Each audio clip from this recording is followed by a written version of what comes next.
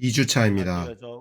2주차에 들어섰습니다. 함께 제목을 한번 선포해 보기 원합니다. 애통하는 사람들과 온유한 사람들과 하나님의 아들들이라 불리는 화평하게 하는 사람들은 복이 있음. 이 메시지는 세 가지의 복이 있음에 대해서 볼 것입니다. 첫 번째는 애통하는 사람들, 두 번째는 온유한 사람들, 세 번째는 화평하게 하는 사람들의 복이입니다. 물론 이 복은 뒤따르는 내용과 연결되는 것이죠. 애통하는 사람들은 위로를 받을 것이고, 온유한 사람들은 땅을 상속받을 것이며, 화평하게 하는 사람들은 하나님의 아들들이라 불릴 것입니다. 이제 본문 안으로 들어가면 더 익숙해질 것입니다. 먼저 첫 번째 메시지와 두 번째 메시지, 그리고 이 뒤따르는 이 메시지에 대해서 몇몇 형제자매님들이 왜 이렇게 편집되었는지 물어봤습니다. 물론 우리가 이러한 이해가 있을 수 있습니다. 첫 번째 메시지는 에드 형제님께서 편집하신 것이고, 두 번째는 란 형제님께서 편집하신 것입니다. 첫 번째 메시지는 에드 형제님께서 영 안에서 가난함과 마음이 순수함에 대해서 말했죠. 제가 먼저 이 7단어를 썼습니다. 7단어 안에 포함되어 있는 것입니다. 앞에 7가지 다루고 있는 것이죠. 지난번 메시지에서는 영 안에서 가난함과 마음이 순수함에 대해서 다뤘죠. 오늘은 이 애통하는 것에 대해서 말하고 있습니다. 통이라는 것은 움직일 통자가 아니라 아플 통자입니다.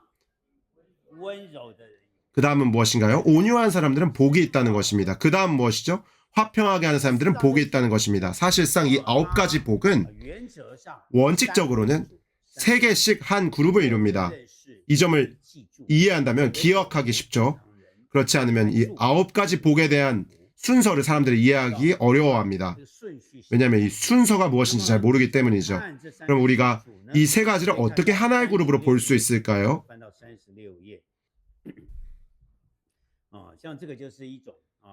그것은 일종의 리 형제님께서 설명할 때 말씀해 주신 것인데요. 이제 본문을 한번 보시면 우리가 슬퍼하고 애통하면 어떻게 됩니까? 그것은 온유하게 되는 결과를 가져오죠. 그러므로 앞에서는 또 뭐라고 말하죠? 우리가 천국을 받는다고 말했습니다. 천국이 그들의 것이 된다고 말했습니다. 그러고 난 다음에 애통함에 대해서 말하죠. 그러므로 이 3가지는 기본적으로 함께 연결된 것입니다. 우리가 천국을 받기 위해서는, 새 것을 받기 위해서는 어떻게 해야 하죠? 새 것을 받기 위해서는 우리는 영 안에서 가난해야 합니다. 영 안에서 가난해서 천국을 받아들일 때, 우리가 새 것을 받아들일 때 우리는 더욱더 천국에 대해서 더 깊이 알게 됩니다. 천국의 실제 안에 더 깊이 살게 되죠. 그러므로 우리가 이 사회나 교회나 복음 친구나 모든 방면들이 천국의 실제 안에 있고, 이런 것들이 우리가 하나님께서 우리를 통해 이루고자 하시는 것과 너무 멀리 떨어져 있기 때문에 우리가 애통하게 되는 것입니다. 우리 안에 넘을 수 없는 이 깊은 슬픔과 애통함이 생기게 되는 것입니다. 이것이 바로 애통함입니다. 우리가 이렇게 애통하게 될 때 어떻게 됩니까? 우리는 온유하게 됩니다. 한 방면에서 사람에 대하여 겸손해지죠. 그리고 또 다른 방면, 이 세상의 정세에 대해서, 이 외부적인 환경에 대해서 온 세상이 악한 자의 손 아래에 놓여 있음을 발견하게 되죠. 그러므로 우리는 저항하지 않고 반대하지 않게 됩니다. 온유함이 생기게 됩니다. 온유함의 핵심은 저항하지 않는 데 있는 것입니다. 그러므로 이것이 3가지 그룹을 이루는 것입니다. 이 3가지가 그룹을 이루는 것입니다. 그러므로 우리가 먼저 애통하게 되는 사람들, 그리고 그 다음은 온유하게 되는 사람들입니다. 그리고 또 다른 3가지가 하나의 그룹을 이루는데,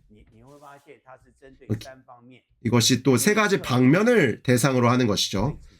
첫 번째는 자신을 향하여 의로워야 합니다. 자신을 향하여 의로운 사람들은 다른 사람들을 향하여 긍휼히 여기게 되죠. 사람들을 긍휼히 여기는 사람이 됩니다. 그럴 때 어떻게 됩니까? 그리고 하나님을 향하여서는 마음이 순수한 것이죠. 그리고 이러므로 이 세 가지가 하나의 그룹을 이루는 것입니다. 자신에게는 의롭고 다른 사람에게는 긍휼을 베풀고 하나님에게는 순수한 것입니다. 그러므로 이 6가지를 갖추게 되면 하나의 결과를 산출하게 되는데 그것은 매우 적극적인 것이죠. 그것은 화평하게 하는 사람이 되는 것입니다. 우리가 이러한 사람일 때 영 안에서 가난하고 애통하고 온유하고 자신에게 의롭고 긍휼히 여기고 순수한 사람이 될 때 결국에는 화평하게 하는 사람이 되는 것입니다. 그럴 때 하나님의 아들들이라 불리는 것입니다. 제가 뒤에서 설명하겠지만 다른 한편으로는 이제 주님을 위하여 주님의 이름을 위해 박해를 받게 되는 것입니다. 이것이 9가지 복을 이루는 것이죠. 그러므로 우리가 발견하게 될 것입니다. 이 주 4일차에 저희가 읽을 것이고 주 5일차에도 이 히브리서 12장 14절에 있는데요. 여러분은 모든 사람과 더불어 화평하게 지내도록 힘쓰고 거룩하게 되도록 추구하십시오. 형제자매들, 여기서 발견할 수 있지 않습니까? 이 세 그룹이 있습니다. 생각의 흐름이 있죠. 첫 번째 세 가지는 하나의 그룹을 이루고 또 두 번째 세 가지는 또 하나의 그룹을 이루고 마지막에 하나의 결과가 있습니다.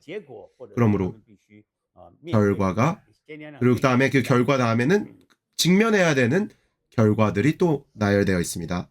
두 분씩 말해보도록 하겠습니다.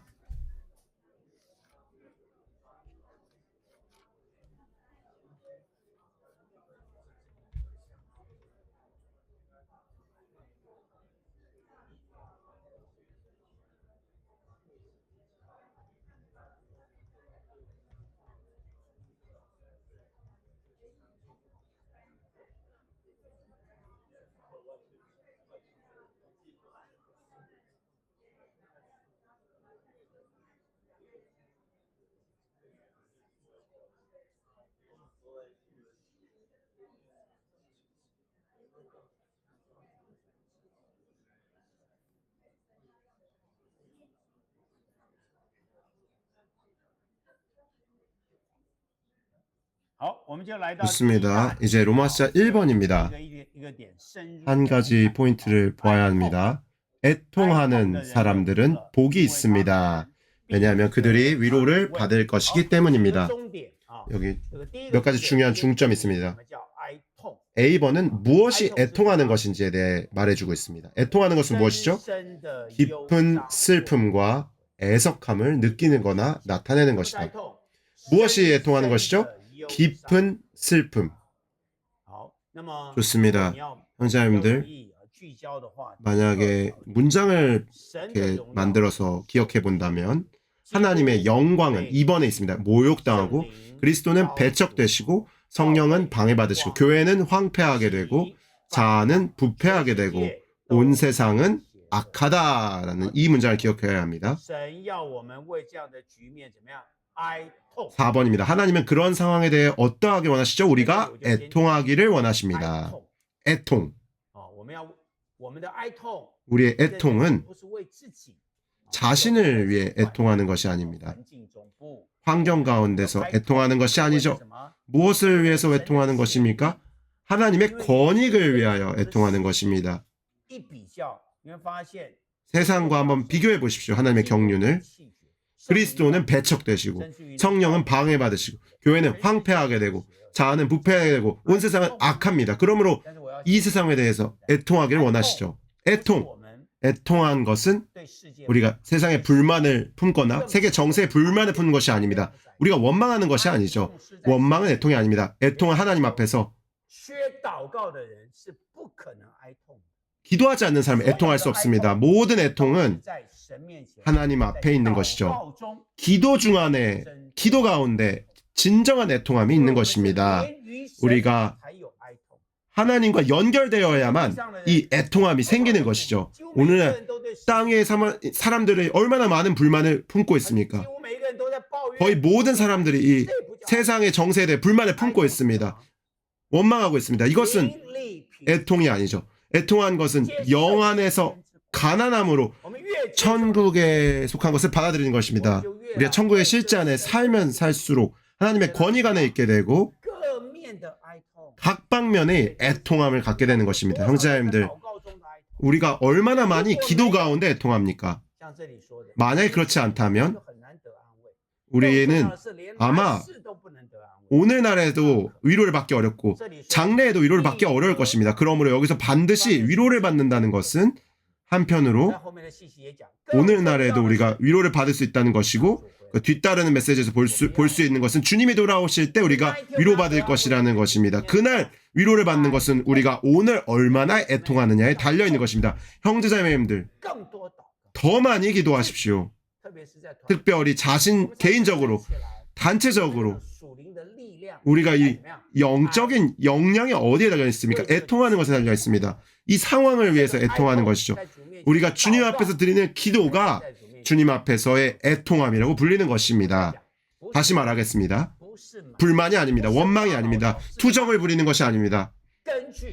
더 이 하늘에 속한 왕국에 따라 애통하는 것입니다. 그러므로 D번에서 말합니다. 영 안에서 가난하고 하나님을 추구하는 성도는 애통할 것인데, 이는 주변 상황과 현 세대와 세상 사람들이 하나님을 원하지 않고 하나님을 거절하며 하나님께 반역하기 때문이다.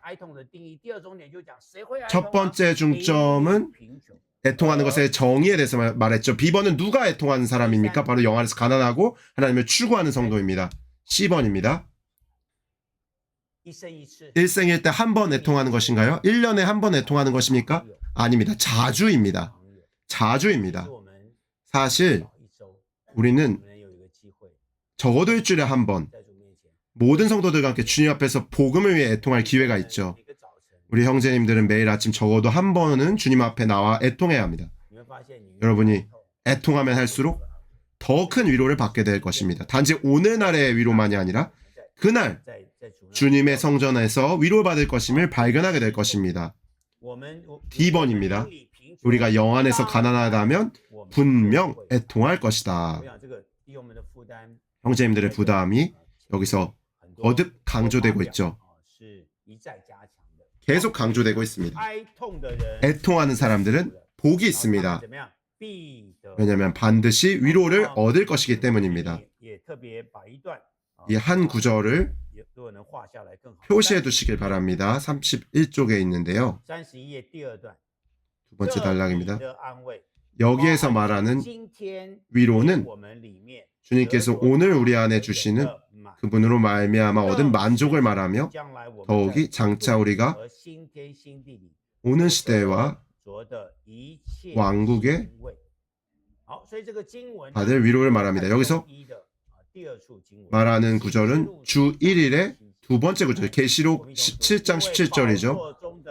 왜냐하면 보좌 가운데 계신 어린 양께서 그들을 목양하시고 생명수의 샘들로 안내하실 것이며 하나님께서 그들의 눈에 모든 눈물을 닦아주실 것이기 때문입니다. 여기 계시록에서 최소 2번 이 모든 눈물을 닦아주신다고 말했죠. 계시록 7장의 이 말씀 무엇을 가리킵니까? 하나님의 선택하신 백성을 가리키죠. 혹은 우리에게 해당되는 것입니다. 우리가 바라건대 그날에는 보좌에 앉으신 어린 양의 목양을 받으면서 우리 눈에서 모든 눈물이 닦아지는 날이기를 원합니다. 이 마지막 부분이 계시록 21장에서도 그들의 눈에서 모든 눈물을 닦아주시겠다고 말했죠. 그러나 주목해야 하는 것은 거기서의 이 그들은 성 밖에 있는 만민, 이 모든 백성들입니다. 성 밖에 있는 수많은 백성들을 가리키는 것이죠. 그러므로 새 예루살렘 안에 있는 하나님의 백성을 가리키는 것이 아닙니다. 그럼 이 두 구절에 눈물을 닦아주시는 것이 같은 의미인가요? 다릅니다. 그러므로 형제님들, 우리가 분명해야 합니다. 우리가 위로를 받을 것을 어디서 할 수 있습니까? 이 계시록 7장에서는 우리 모든 눈물을 말하죠. 여기서 이 눈물의 근원은 어디에 있습니까? 우리 자신에게 있습니다. 사실 우리가 이 땅에서 하나님의 권익을 위하여 울고 애통하는 것입니다. 하나님의 뜻을 위하여 울고 애통하는 것입니다. 그럴 때 그날에 우리가 주님으로부터 위로를 받는 것입니다. 두 분 두 분씩 말씀해 주시기 바랍니다.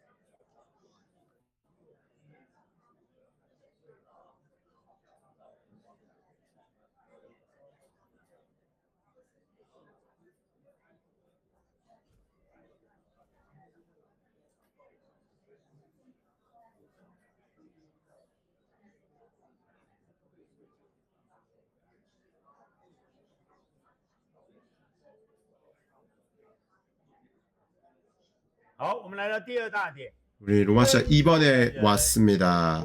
온유한 사람들은 복이 있습니다. 왜냐하면 그들이 이 땅을 상속받을 것이기 때문입니다. 먼저 우리가 온유함이 무엇인지에 대해서 말하기 원합니다. 또한 땅을 상속받을 것입니다. 상속받을 것입니다. 밑줄을 치셔야 합니다. 그냥 얻는 것이 아닙니다. 상속받는 것이죠. 오늘날 이 땅의 사람들은 싸움으로써 쟁취하죠. 그러나 온유한 사람들은 어떻습니까? 땅을 상속받을 것입니다.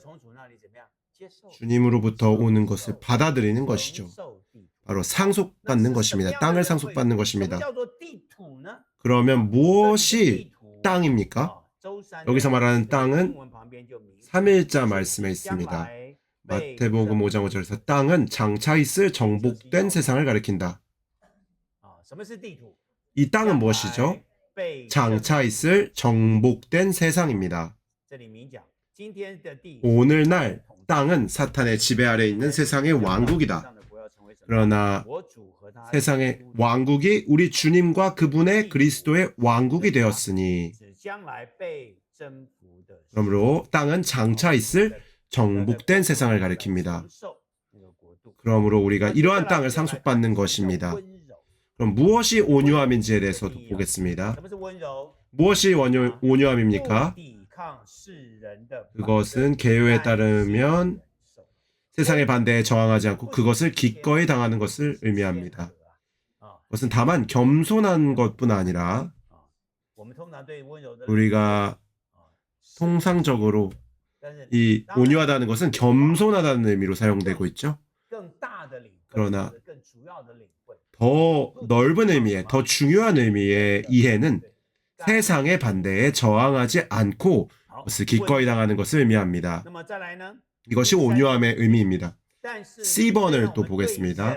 우리는 다른 사람들에게 온유하면서 동시에 어둠의 권세에 대항하여 싸워야 한다. 싸워야 하는 것은 대상이 있죠. 그 대상은 사람이 아닙니다. 사람이 우리를 저항할 때, 사람이 우리를 거절할 때, 사람이 우리들을 공격할 때 우리는 그것에 대해서 반응해서는 안 되죠. 어떻게 해야 합니까? 오히려 어둠의 권세에 대항하여 싸워야 합니다. 어떻게 싸워야 합니까? 우리의 이 싸움은 사람을 향한 싸움이 아니라 바로 어둠의 권세에 대항한 싸움이죠. 우리가 D번입니다. 온유하여 이 시대에서 세상의 반대를 기꺼이 감내한다면 오는 시대의 땅을 상속받을 것이다. 이 땅은 장차 정복된 세상을 말합니다. 그다음에 알파벳 2번입니다. 주 예수님은 그분 자신에 대해 나는 마음이 온유하니라고 말씀하셨습니다. 나의 마음은 온유하다고 말했죠. 사실상 이 온유한 사람은 복이 있습니다. 근데 여기서 주 예수님은 나는 마음이 온유하다고 말했죠. 여기에 차이가 있는데요. 차이는 한 가지 것입니다. 하나는 복수형이고 하나는 단수형이죠. 이 차이점이 매우 작다고 말할 수 있습니다. 마태복음 11장에 이 온유하고 겸허하다라는 말은 온유로 번역될 수 있고요. 마태복음 5장에 온유는 바로 많은 사람들을 가리켜서 말하는 것입니다. 그러므로 우리가 볼 수 있는 것은 마태복음 11장, 여기에 제가 칠판에다 써놨는데요.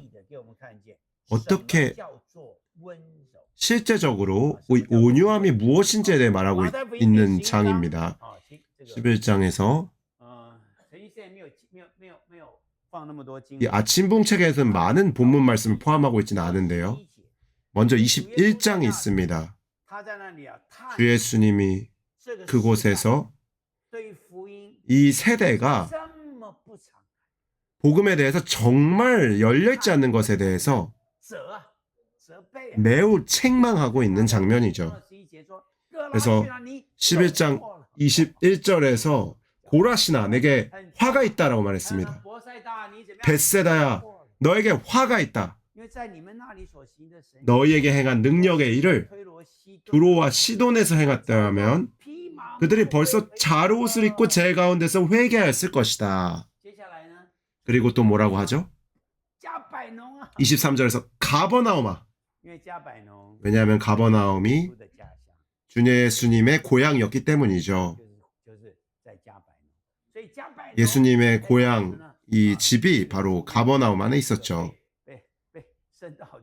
당시 가버나움이 하늘에 올라간 것처럼 보였습니다. 그러나 주 예수님이 말씀하셨습니다. 너는 음부로 떨어질 것이다. 이것은 화가 있다라는 표현보다 더 강한 표현입니다.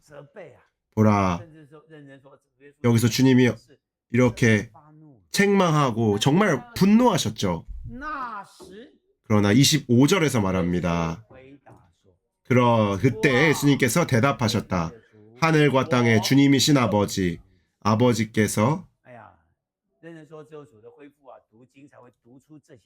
주님의 회복 안에서 이러한 성경을 읽어내야 되지 않겠습니까? 그때에 예수님께서 대답하셨다.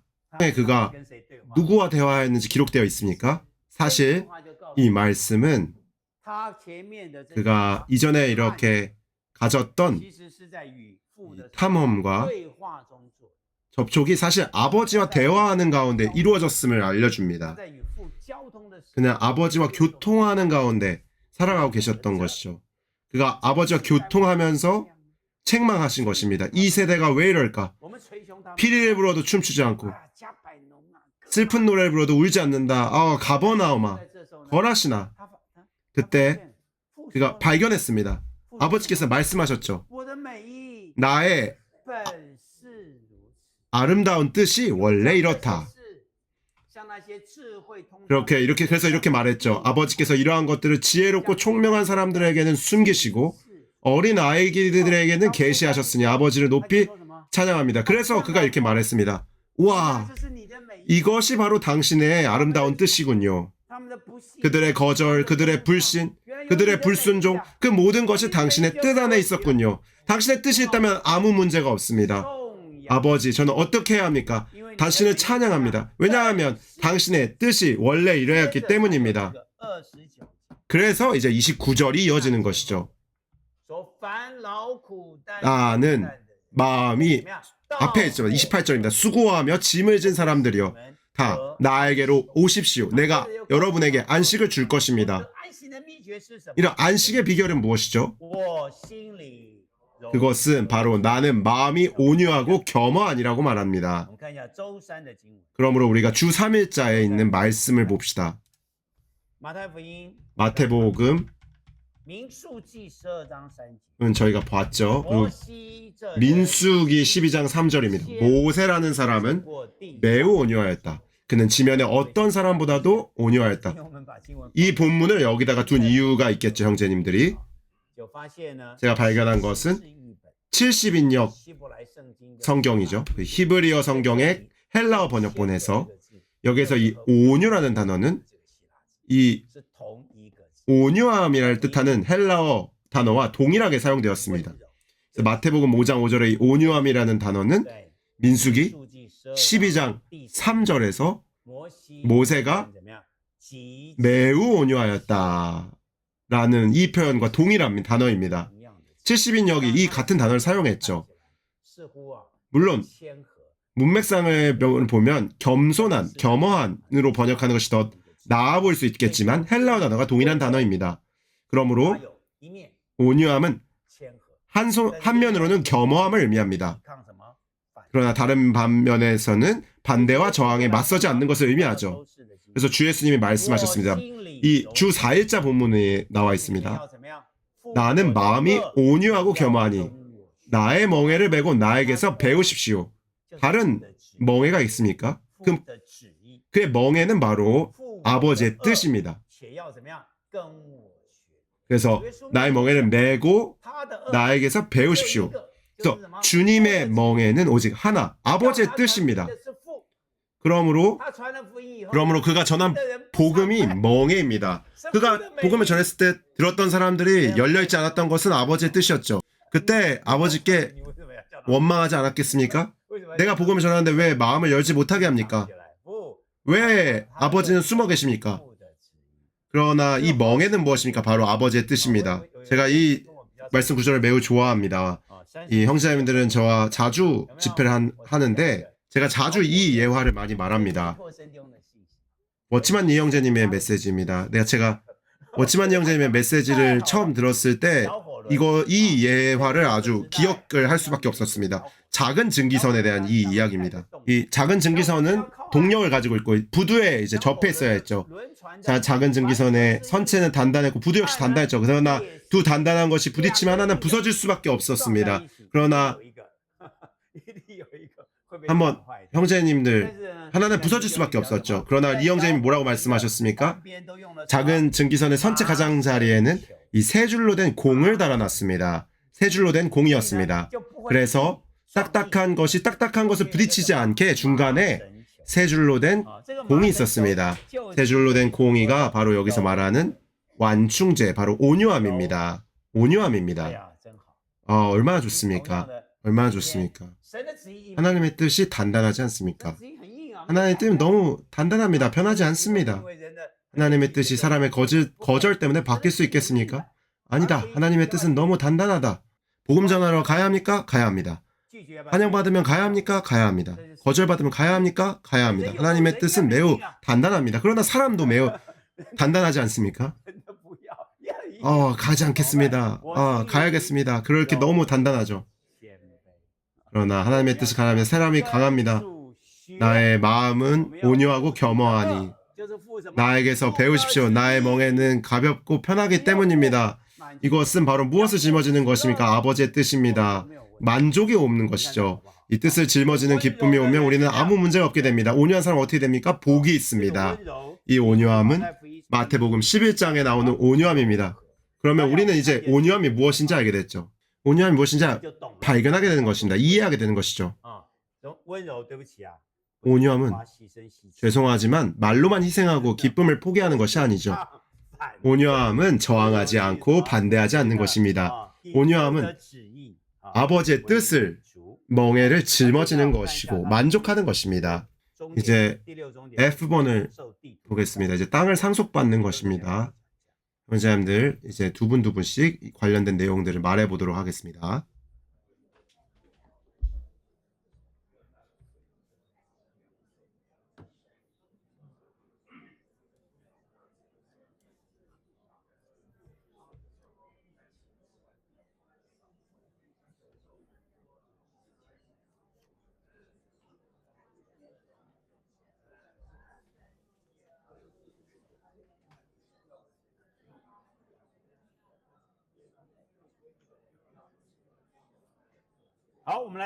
이제 로마서 3번에 왔습니다.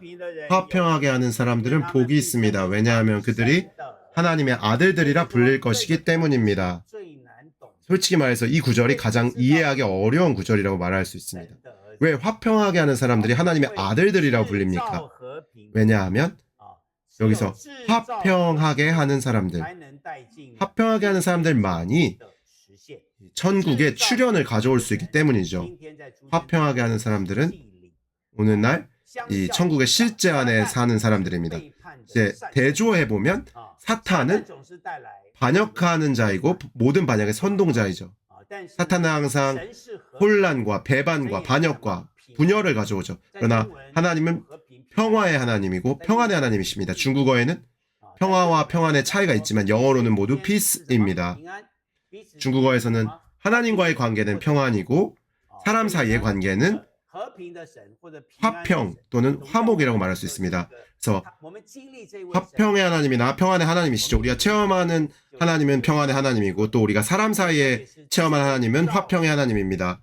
그러므로 우리가 여기서 화평하게 하는 사람들이라고 말하고 있습니다. 이것이 우리가 배워야 할 점입니다. 우리가 주님을 섬긴다면 우리 주변에서 우리는 화평하게 하는 사람들이 되어야 합니다. 우리가 어디로 가든지 벽이 없는 사람들이 되어야 합니다.